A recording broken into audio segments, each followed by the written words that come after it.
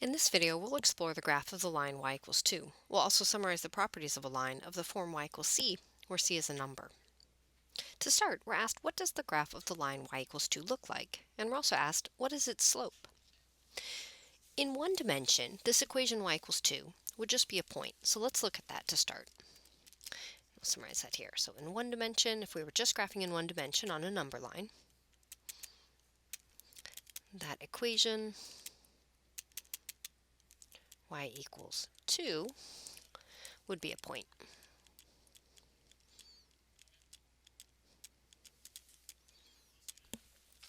So let me I'll graph a number line real quick, and I'm going to draw this vertically because in a moment I'm going to build it up to 2 dimensions.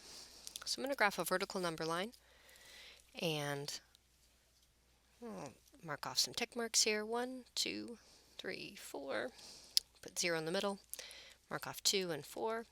Then I'll go down below. -1, -2, -3, and -4, and I'll mark off -2 and -4 there. So if I were to graph y equals 2, and I'm just doing this in one dimension, I'll add arrows to this number line and put y on it. It's just going to be a point. Now, if we go up to 2 dimensions, and we want to include x, what we'll notice is that x is not actually part of that equation. So what happens is that y equals 2 for any x. So let's summarize that. In 2 dimensions, then we'll draw it.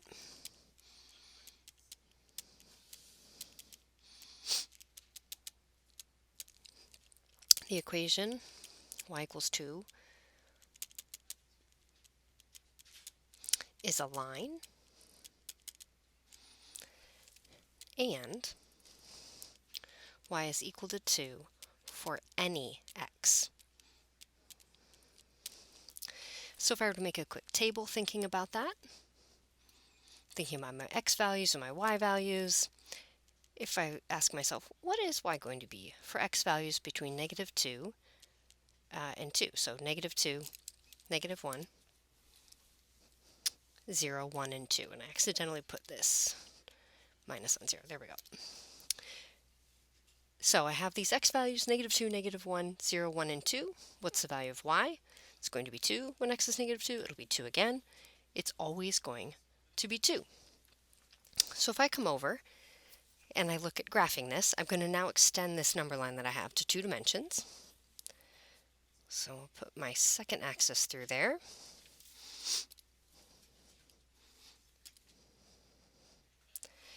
And I'll put some tick marks on there. So I'll mark off 2 and 4, and then I'll mark off -2 and -4. Now for any x value, the y value is 2, so I'll draw some of these points, but it would be every point in between them too. And so what I get when I fill this out is going to be a horizontal line.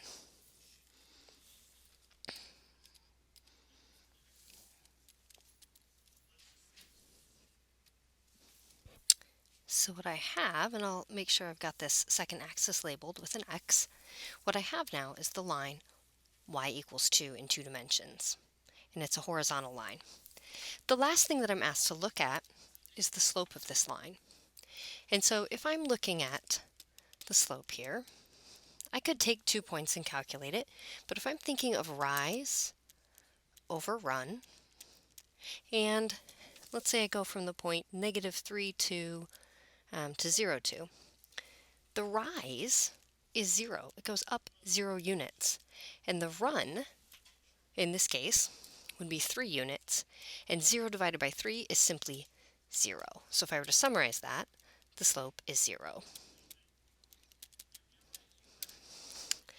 Now, the last thing we're going to do is look at a general line y equals c, where c is a number. Now, they're all going to behave like y equals 2, except they'll be up or down, but they'll be horizontal lines and have a slope of 0.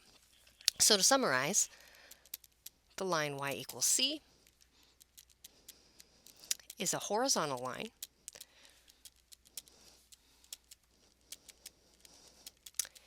and we can be more specific and say with y-intercept 0, comma c.